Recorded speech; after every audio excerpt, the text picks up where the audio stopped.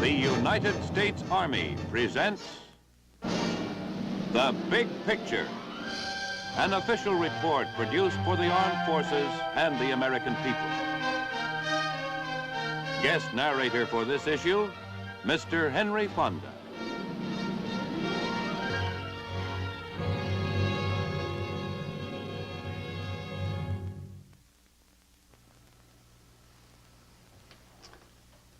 This man wears the uniform of the Special Forces. And to use the word special in describing him is no mistake, as you'll see during the next half hour. He's a mature, dedicated, and skillful professional, and his line of work is demanding. It takes in the full scope of unconventional or guerrilla operations. Special warfare involves three types of activity: unconventional warfare, psychological warfare, and counterinsurgency operations. And this last includes the complete range of military, political, economic, and sociological action. New emphasis is being placed on unconventional warfare, and the reason isn't hard to see. Today, the threat of war takes three forms: general nuclear war, conventional war, and guerrilla or unconventional war. Fortunately, the world has never yet seen a general nuclear war. Conventional warfare, the regular forces of two or more nations in combat, but without using nuclear weapons, we know all too well. But at the moment, no such traditional war is going on. Unconventional warfare is a different story. In a number of key spots around the world, intense guerrilla operations are underway right now. And it makes little difference to the people of a country whether they lose their freedom to an invading army of regulars or through the action of guerrilla forces sponsored by an outside power. Special forces, as such, are something fairly recent in American history, but our experience with this kind of operation goes back to our beginnings as a nation.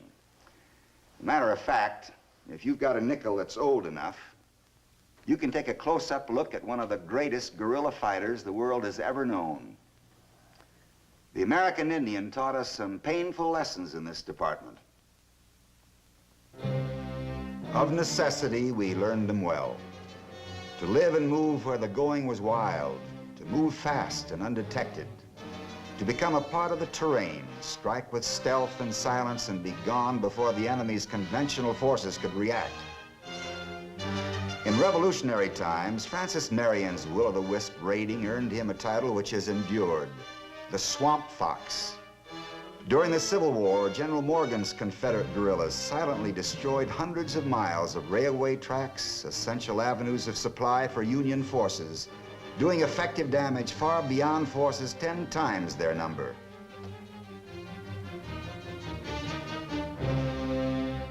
During World War I, Lawrence of Arabia organized Arab guerrilla forces and led them to a successful defeat of the Turkish army. And throughout World War II, the Axis armies faced determined and effective opposition everywhere, as partisans in Russia, France, Greece, Yugoslavia, Italy, Poland, and elsewhere snarled communications, ambushed patrols, and cut supply lines. In France, the legendary Maquis was built up even while under the heel of occupation troops. And when the time came, its men were ready and organized for action. From D-Day on, these guerrilla forces were worth 15 divisions to the Allied effort, according to the Supreme Commander, General Dwight D. Eisenhower.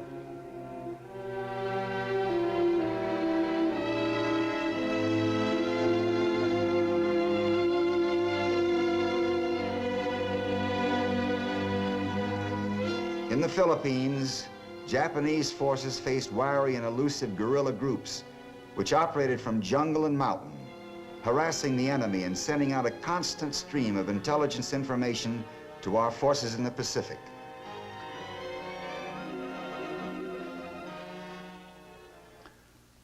Since World War II, guerrilla operations have flared up in dozens of places around the world. Recent headlines have spotlighted such areas as Laos, Vietnam, and of course, Cuba.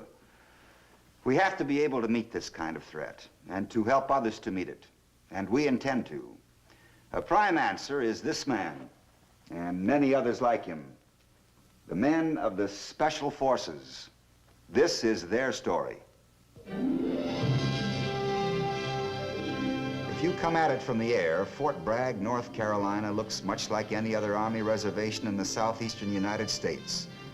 A sprawl of buildings surrounded by thousands of acres of pine woods, hills, swamps, and streams. But Fort Bragg is different.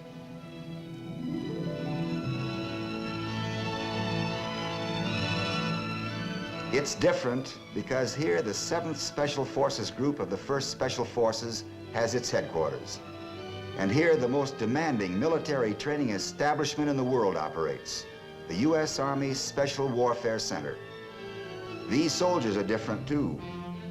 You have to look closely to see it perhaps, but in the next few minutes we will see that the difference is there. These are among the most able and most highly motivated men bearing arms in the world today. At the Special Warfare Center, they have occasion to work closely with men from the armed forces of other nations of the free world. Nations which are faced by communist guerrilla activity as a dangerous reality and an ever-present threat. Here they learn what they can do about it.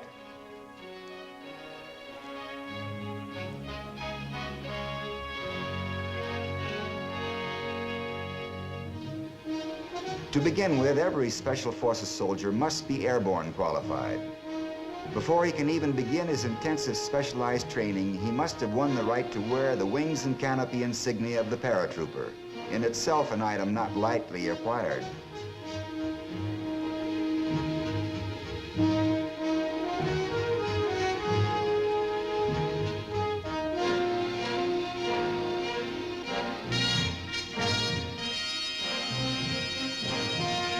There's no special age limit for men of the Special Forces, but clearly without perfect physical condition and deep reserves of endurance, no man can meet the demands this assignment will place upon him.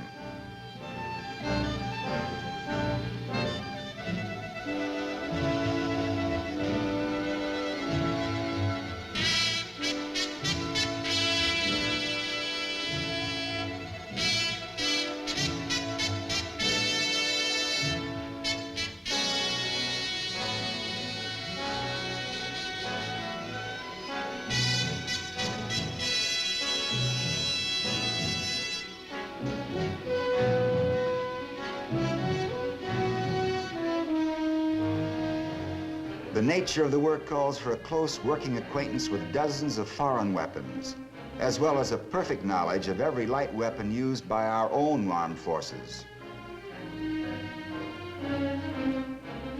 Every lesson must be learned well. Each man must know his specialty inside out, because when the time comes, he must himself function as a highly able teacher of everything he's been taught.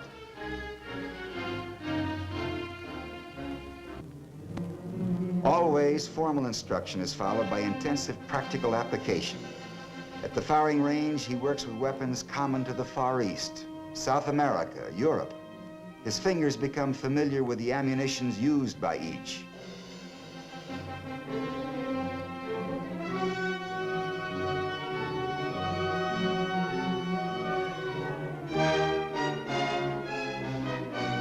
He gets the feel of the weapons in his hands, stamps their individual characteristics indelibly in his thinking.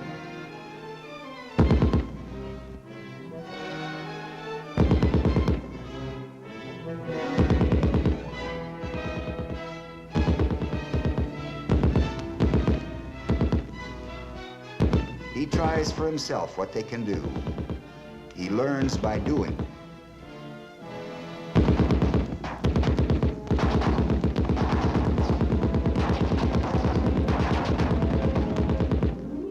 second required skill is communications. Every man of a Special Forces team must be able to assemble and use the components of portable long-range transmitter receivers. And the communications specialist must be able to repair and maintain the equipment, even build a set from parts available. In all skills, the men are cross-trained. This means that a man must be expert in his particular specialty and competent to handle the job of others as well. So the communications specialist must be able to send and receive 18 words per minute in Morse code. But every man must be capable of at least 5 words per minute. Special Forces work is a risky business, and no one man can be indispensable. The guerrilla's life is limited to the isolation of wild terrain. He can't live and operate within walking distance of a supermarket, so he fends for himself, with traps like these providing rabbits, wild pig, and other small animals for food.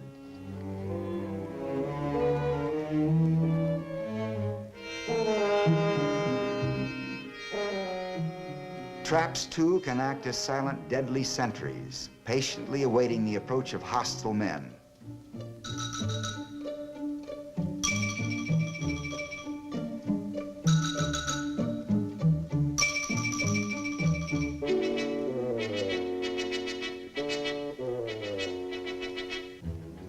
First aid is another of the basic skills which Special Forces carries far beyond its ordinary meaning.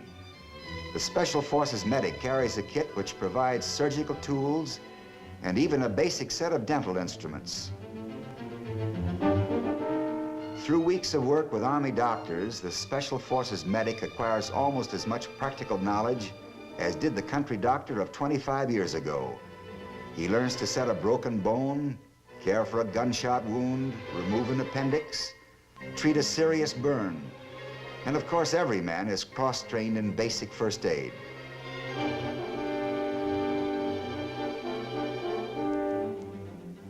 At Fort Bragg, the potential Special Forces soldier learns to blow up just about anything, with just about anything. A prime function of unconventional forces is to disrupt lines of communication and supply. Here the student learns just how much of which kind of explosive placed exactly where will do the job.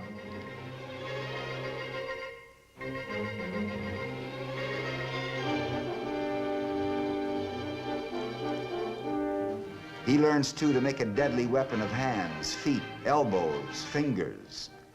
Instruction in judo and karate is very thorough. As you will have gathered, these are determined, aggressive soldiers.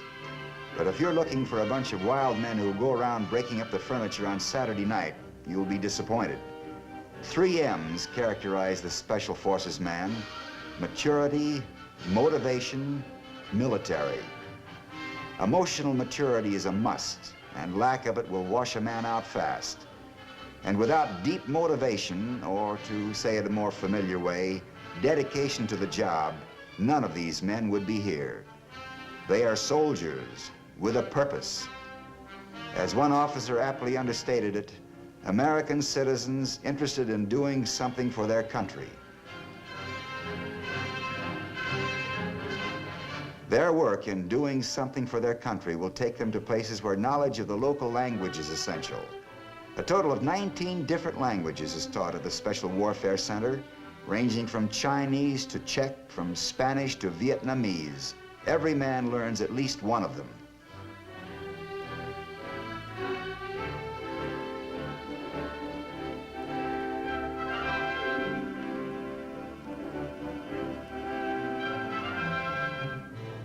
All the training, all the work is directed toward this moment. This is where an actual assignment begins for a Special Forces team, the isolation area, where they will be briefed in detail about their mission. They will leave behind them in the isolation area all personal items, anything which might serve to identify them. Security precautions are a familiar and accepted part of their work.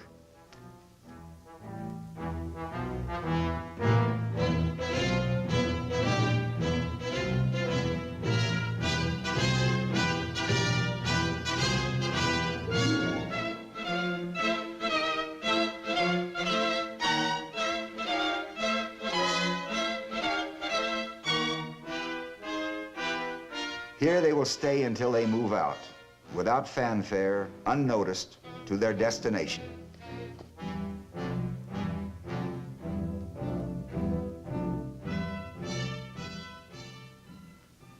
Security is an important word in the vocabulary of the Special Forces man. He understands the necessities involved and accepts them without losing his sense of humor. For example, a popular poster at the Special Warfare Center featured the familiar face of Groucho Marx with an 8-word slogan, "Say the secret word and get 20 years." Besides the main training operation at Fort Bragg, there are Special Forces centers located in the Far East and in continental Europe. From these 3 areas, men can be sent to wherever their skill and dedication are needed. In the meantime, that skill is kept sharp by the constant pressure of realistic and detailed training missions. You're going to get a look at one of these now. The Alps.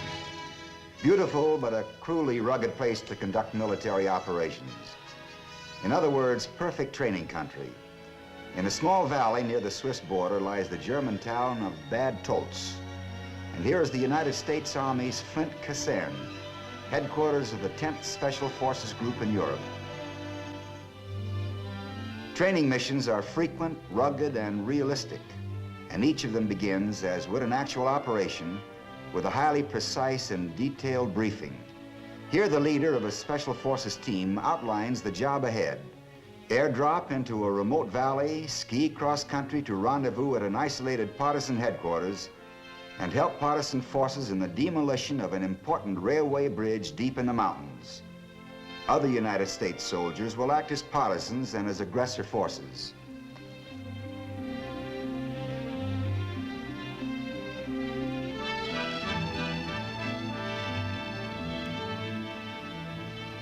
At dawn on the pre-selected day, the team is ready for airlift. Parachutes on and equipment checked. Much painstaking planning and rehearsal are behind them. From this moment, things must move with speed and precision. They will be over the drop zone in an hour.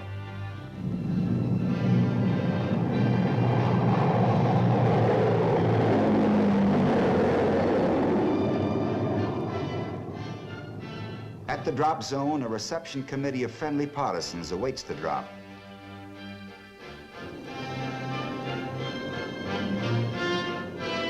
These men are few, but they are highly important. Consider this bit of arithmetic. Skillfully directed guerrillas can tie down conventional troops 10 times their number. And a single Special Forces team can organize, train, and direct a force of 1,500 guerrillas. It is possible for the men leaving this aircraft to be the means of immobilizing 15,000 trained enemy troops. The reception committee works swiftly for their assembly. There's only slight danger of hostile observation in this high mountain-locked valley, but every moment of time between now and the demolition of the objective is spoken for.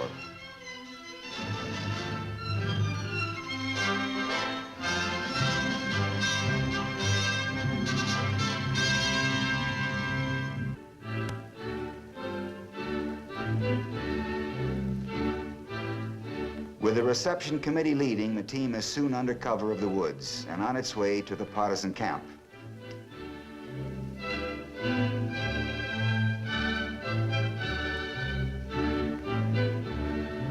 Partisan headquarters at the moment is an abandoned woodcutter's hut several miles from the valley and still higher in the mountains.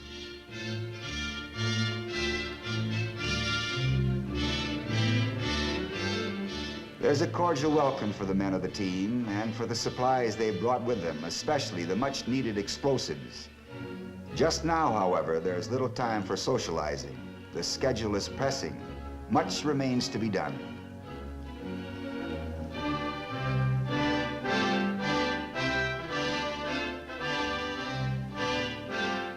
According to plan, members of the Special Forces team go along with a raiding party to advise and aid the partisan leader and his men in the demolition of the bridge. This will be a typical guerrilla operation. Interdiction is the military word for it, and it is the guerrilla's stock in trade. Its meaning is simple: cut communications and supply lines, destroy personnel and equipment, come from nowhere, strike, and disappear to strike again another time and place.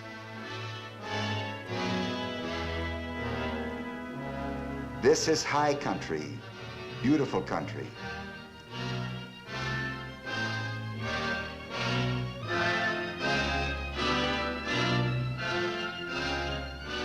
It can also be dangerous country.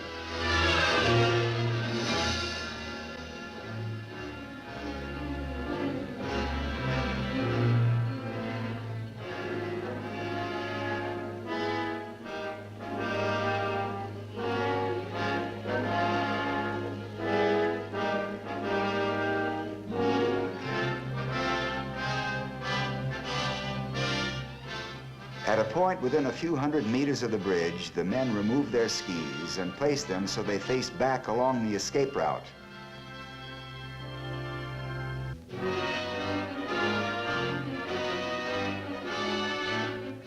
The movement from partisan headquarters has taken longer than estimated and longer than allowed by the time schedule. Only 15 minutes remain to line up the operation, strike, and get out. The bridge is there as described. The sentries patrolling it are from a command post just up the hill beyond the bridge. From this moment, the entire operation will have to be virtually soundless.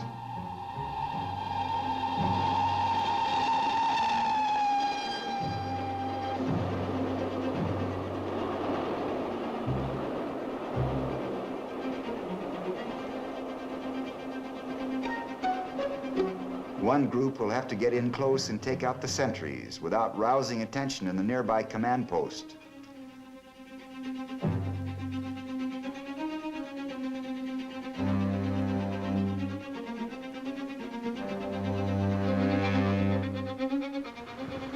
A second group will work into positions near the bridge from which they can move quickly to set their demolitions charges as soon as the sentries have been silenced.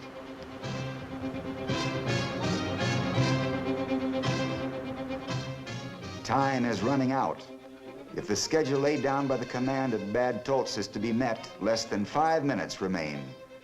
Following military procedure, the Special Forces men act as advisors and observers, but will take no part in the action itself, except in extreme emergency.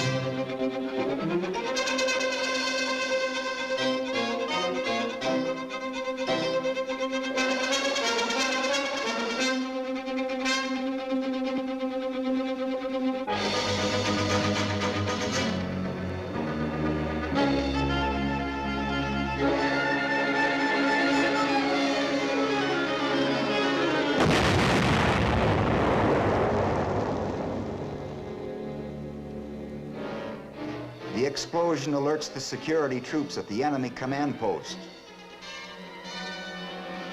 With well-trained tracking dogs, an aggressor team begins pursuit over terrain they know well. For the guerrilla force, the problem now is to gain as much lead as possible on the aggressor troops.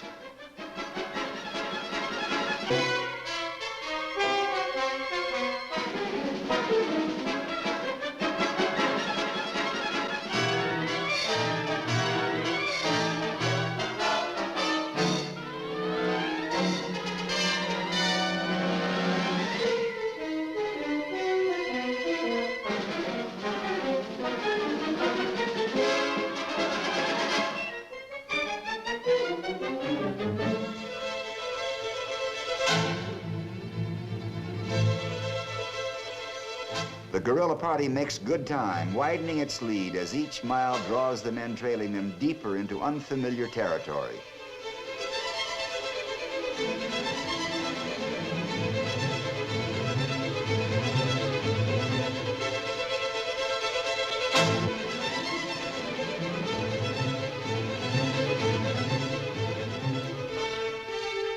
Finally, the chase is abandoned. Even the most determined hunter may hesitate to follow a mountain cat into its home thicket. The mission is over, all objectives accomplished.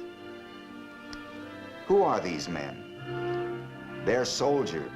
Soldiers who know that the only guarantee of freedom today, or at any time, is in the willingness and ability of individual men to do whatever must be done, wherever it must be done, to preserve that freedom. This willingness and this ability is what makes of these men the Special Forces.